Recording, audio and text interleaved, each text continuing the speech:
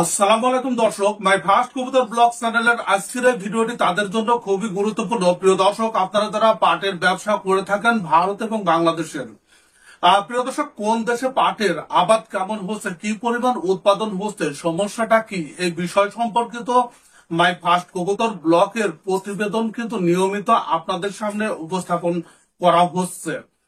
প্রিয় দর্শক, তারই ধারাবাহিকতায় মাই ফার্স্ট কবুতর ব্লগ চ্যানেলটি আজকে আপনাদের সামনে উপস্থাপন করবে ভারতের পূর্ব বর্ধমান জেলায় বর্তমানে পাটের চাষ কেমন হচ্ছে।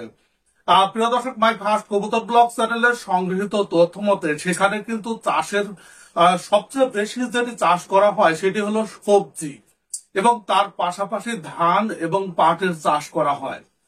কিন্তু বর্তমানে অর্থাৎ এই বছরে পানির সংকট, তারপরে কৃষকেরা যখন পাটের চাষ করেন এবং চাষ করার পর যখন সেই পাটগুলো হাটে নিয়ে বিক্রি করার চেষ্টা করেন তখন কিন্তু সঠিকভাবে দাম পায় না।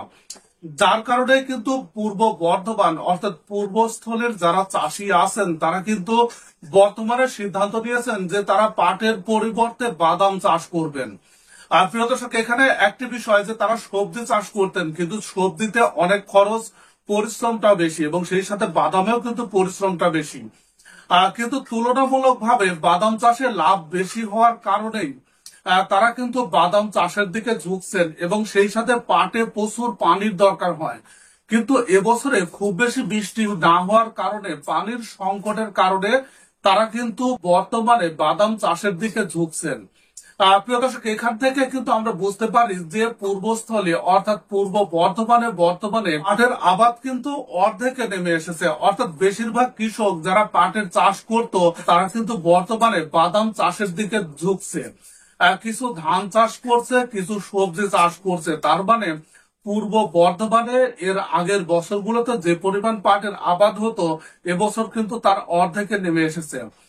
প্রিয় দর্শক, এইভাবে ভারতের প্রত্যেকটা জেলার কিন্তু পাটের বর্তমান উৎপাদন, কি পরিমাণ আবাদ হচ্ছে সেই সম্পর্কিত তথ্য মাই ফার্স্ট কবুতর ব্লগ চ্যানেলটি আপনাদের সামনে উপস্থাপন করবে। তাই এই তথ্য জানতে হলে আপনাকে অবশ্যই চ্যানেলটি সাবস্ক্রাইব করে রাখতে হবে যেন নোটিফিকেশন আপনি সবার আগে পেয়ে থাকেন।